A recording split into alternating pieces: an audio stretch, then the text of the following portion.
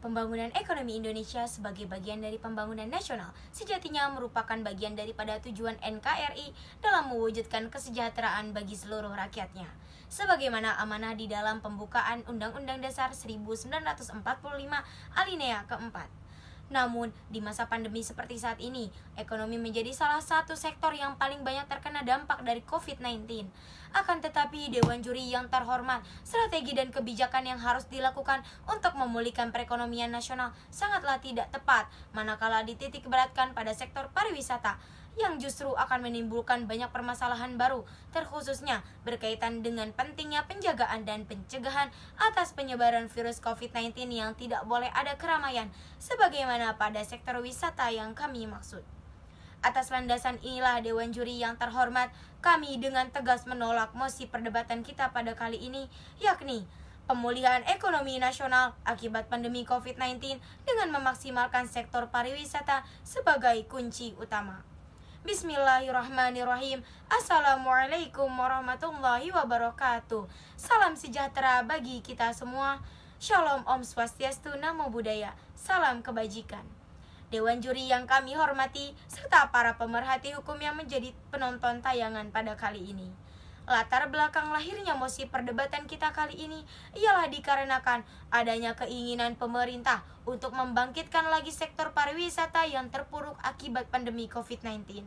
Padahal, manakala kita menelisik dengan seksama, sektor pariwisata yang sangat erat dengan perkumpulan dan keramaian justru satu sisi akan sangat mengancam dan membahayakan daripada penyebaran COVID-19 di Indonesia yang telah memakan banyak korban jiwa.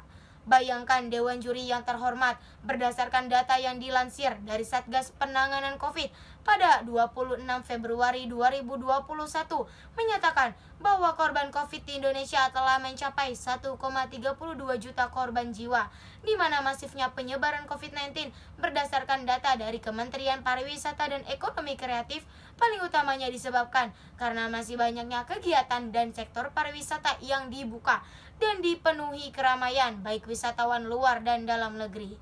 Menurut data yang dilansir dari website resmi covid.go.id pada bulan Juni 2020, saat sektor pariwisata kembali dibuka, pasien yang terinfeksi COVID-19 melonjak dengan signifikan, menembus angka 82,94% dibandingkan dengan bulan sebelumnya, di mana hampir 30.000 kasus baru terkonfirmasi. Oleh karena itu, Dewan Juri yang terhormat, gagasan yang kami usung adalah melakukan pemulihan ekonomi nasional bersiskan asas kehati-hatian serta tata kelola yang baik, transparan, adil, dan akuntabel, yang selanjutnya akan dielaborasi lebih lanjut oleh pembicara kedua dan ketiga kami. Sekian dan terima kasih. Salam Tim Kontra. Amanah sila keempat Pancasila menggariskan bahwa kerakyatan yang dipimpin oleh hikmat kebijaksanaan dalam pemusyawaratan atau perwakilan, di mana berkaitan dengan hal tersebut. Maka, dalam hal langkah mengambil kebijakan yang berkaitan dalam pemulihan perekonomian nasional pada masa pandemi COVID-19, pemerintah haruslah mengambil langkah bijaksana dan melihat bagaimana keadaan rakyat Indonesia saat ini.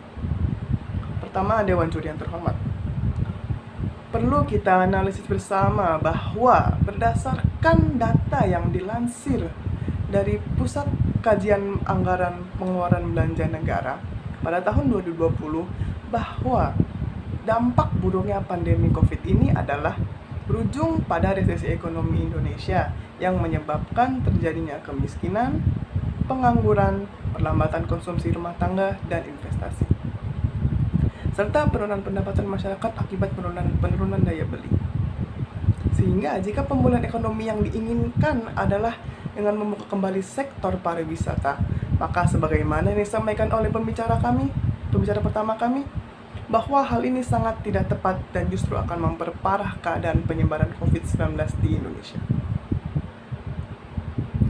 Padahal, Dewan Juri yang terhormat, berdasarkan pendapat dari pakar ekonomi dari Universitas 11 Maret, Riwi Sumantyo, bahwa jika negara ingin memulihkan ekonomi pada saat masa pandemi, maka hal utama yang dilakukan terlebih dahulu adalah menekan angka laju pertumbuhan COVID-19 itu sendiri.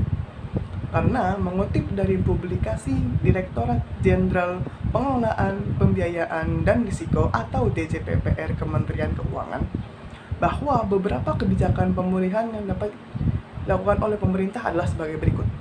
Yakni pertama, Dewan Juri terhormat, dukungan pada sektor kesehatan seperti menanggung seluruh biaya penanganan COVID-19, mengupayakan masif testing, serta insentif tambahan bagi tenaga kesehatan. Kedua, ialah melalui program social safety net yang diluncurkan terutama bagi masyarakat rentan dan berpenghasilan rendah, seperti bantuan pangan atau sembako, bantuan langsung tunai atau BLT, subsidi listrik, dan kartu pelatihan prakerja. Ketiga, dalam rangka mendorong kinerja sisi penawaran sebagaimana tercantum pada PP RI nomor 23 tahun 2020 tentang pemulihan ekonomi nasional atau PEN, maka pemerintah dapat meluncurkan insentif perpajakan berupa pembebasan pajak untuk industri dan pekerja yang terdampak. Bahkan tidak hanya ditujukan kepada dunia usaha level industri atau BUMN saja, pemerintah juga mensubsidi, merestrukturisasi, serta melakukan penjaminan atas kredit bagi pelaku usaha level usaha mikro kecil dan menengah atau biasa disingkat UMKM. Inilah Dewan Juri yang terhormat yang seharusnya menjadi prioritas utama negara jika ingin memulihkan perekonomian nasional pasca pandemi COVID-19. Karena Dewan Juri yang terhormat, sebagaimana disampaikan oleh ekonom asal Amerika bernama Michael Paul Todaro, dalam rangka mewujudkan pembangunan ekonomi yang baik, maka yang harus diperhatikan adalah bagaimana menyediakan kebutuhan dasar masyarakat yang tetap memperhatikan perlindungan seluruh anggota masyarakatnya, berdasarkan pada nilai-nilai kemanusiaan dan kesejahteraan. Dan yang terakhir, semua hal ini adalah yang akan mengantarkan kita kepada pemikiran Adam Smith, seorang ekonom terkenal, bahwa setiap kebijakan pembangunan oleh negara haruslah menjamin atas rasa aman dari segala macam bentuk apapun bagi semua warga negaranya. Itulah dari kami langkah-langkah yang harus dilakukan oleh pemerintah untuk memajukan sektor ekonomi, dan tentunya membuka sektor pariwisata bukanlah hal yang tepat. Karena yang seperti kita ketahui, pada masa pandemi ini semua orang diwajibkan memakai masker, menjaga jarak, dan menghindari kerumunan, yang tentunya semua hal tersebut adalah ada dalam pariwisata. Jadi kesimpulannya dari saya sebagai pembicara kedua adalah pariwisata bukanlah pilihan yang tepat dan bukan satu-satunya pilihan untuk memajukan sektor ekonomi Indonesia pada saat pandemi COVID-19 ini. Sekian, terima kasih. Pasal 33 ayat 4 Undang-Undang Dasar 1945 menggariskan bahwa perekonomian nasional diselenggarakan berdasar atas demokrasi ekonomi dengan prinsip kebersamaan, efisiensi, berkeadilan, berkelanjutan, berwawasan lingkungan, kemudian kemandirian, serta menjaga keseimbangan, kemajuan, dan kesatuan ekonomi nasional. Prinsip berkeadilan, berkelanjutan, serta keseimbangan, kemajuan, kesatuan ekonomi nasional inilah yang tidak akan terwujud manakala titik solusinya ialah dengan memaksimalkan sektor pariwisata. Mari Dewan Juri yang terhormat, kita buktikan dengan menganalisis dalam tataran yuridis normatif. Pertama, jika kita membuka peraturan pemerintah Republik Indonesia nomor 21 tahun 2020 tentang pembatasan sosial berskala besar dalam rangka percepatan penanganan COVID, dan juga membuka pada pasal 13 ayat 1 Permen Kesehatan RI nomor 9 tahun 2020 tentang pedoman pembatasan sosial berskala besar dalam rangka percepatan penanganan COVID-19 yang kemudian menggariskan bahwa dalam upaya menekan penyebaran coronavirus yang semakin meluas, ditetapkan sebuah pembatasan sosial berskala besar yang terdiri atas pembatasan kegiatan keagamaan, pembatasan kegiatan umum, pembatasan kegiatan sosial budaya, dan juga sejenisnya. Artinya Dewan Juri yang terhormat, manakala kita hadapkan dengan pembukaan atas sektor pariwisata yang pada dasarnya sangatlah erat dengan perkumpulan ramai dan juga kerumunan orang dalam kegiatannya, maka hal ini secara otomatis sangatlah bertentangan dengan apa yang diatur dalam berbagai peraturan yang telah telah kami sebutkan, sehingga akan menjadi suatu mekanisme atau solusi yang tidak tepat manakala kemudian sektor wisata ini dijadikan sebagai kunci utama untuk memulihkan ekonomi nasional. Karena sejatinya Dewan Juri yang terhormat, manakala yang diinginkan negara ialah untuk kemudian memulihkan perekonomian nasional Indonesia, maka yang seharusnya kita lakukan ialah dengan berpedoman pada Peraturan Pemerintah Nomor 23 Tahun 2020 tentang pelaksanaan program pemulihan ekonomi nasional dalam rangka mendukung kebijakan keuangan negara untuk penanganan pandemi COVID atau menghadapi ancaman yang membahayakan perekonomian nasional, di mana di dalam PP tersebut secara ekspresi verbis menggariskan bahwa pemulihan ekonomi nasional dilakukan dengan melindungi, mempertahankan, dan juga meningkatkan kemampuan ekonomi para pelaku usaha dalam menjalankan usahanya berupa penyertaan modal negara, penempatan dana investasi pemerintah, dan juga penjaminan yang secara spesifik dilakukan dalam bentuk PMN kepada BUMN, kemudian penempatan dana yang ditujukan untuk memberikan dukungan likuiditas kepada perbuatan yang melakukan strukturisasi kredit atau pembiayaan dan atau memberikan tambahan kredit atau pembiayaan modal kerja. Kemudian, hal tersebut pula lebih lanjut dapat dilakukan melalui investasi serta penjaminan yang dilakukan baik secara langsung oleh pemerintah maupun melalui badan usaha penjaminan yang ditunjuk.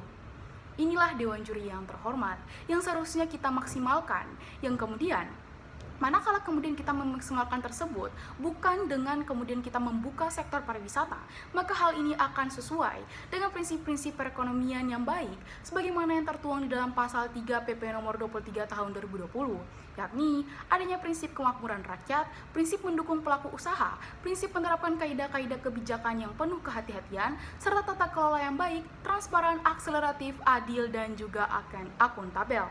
Oleh karena itu, Dewan Juri yang terhormat, hal tersebutlah yang akan kami tawarkan dalam sebuah mekanisme pemulihan ekonomi nasional yang dilakukan melalui subsidi bahan baku dan barang modal untuk UMKM, akses pasar melalui pembelian produk pertanian, peternakan, perikanan, dan barang kerajinan, peningkatan keterampilan kompetensi usaha untuk wirausaha baru, subsidi bunga kredit dan imbal jasa penjaminan dalam rangka menolong modal kerja, kemudian ada restrukturisasi kredit perbankan atau lembaga keuangan pembiayaan dengan skema kebijakan OJK, serta adanya program kerja padat karya untuk pekerjaan pemeliharaan, perawatan, dan konstruksi sederhana. Inilah Dewan Juri yang terhormat, mekanisme yang akan kami tawarkan untuk kemudian dapat memulihkan perekonomian nasional Indonesia lebih baik tanpa kemudian harus mengorbankan adanya terkait dengan peningkatan penyebaran COVID manakala kita membuka atau memaksimalkan sektor pariwisata. Sehingga disinilah kami mengucapkan sekian dan terima kasih dan salam pemulihan perekonomian nasional berprinsip kehati-hatian, perlindungan, dan kemakmuran masyarakat Indonesia. Dewan Juri yang terhormat, hal ini mengartikan bagi kita bersama dengan mempertimbangkan keadaan bahaya global akan pandemi COVID-19 yang mewajibkan social distancing dalam rangka menjaga dan melindungi warga negara Indonesia itu sendiri, maka memaksimalkan sektor pariwisata untuk memulihkan ekonomi nasional Indonesia sangatlah tidak tepat dan justru berbahaya bagi kesehatan dan keselamatan warga negara.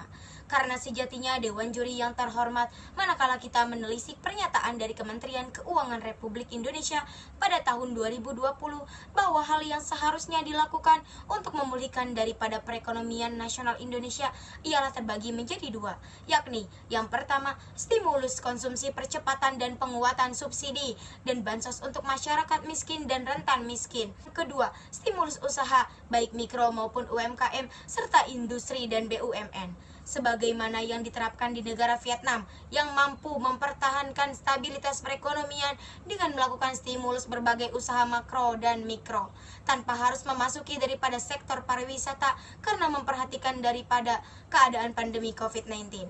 Tibalah kita pada penghujung perdebatan kita pada kali ini dan kami telah mempertanggungjawabkan argumentasi kami baik dari segi fakta maupun teori oleh pembicara pertama, kedua, dan ketiga kami.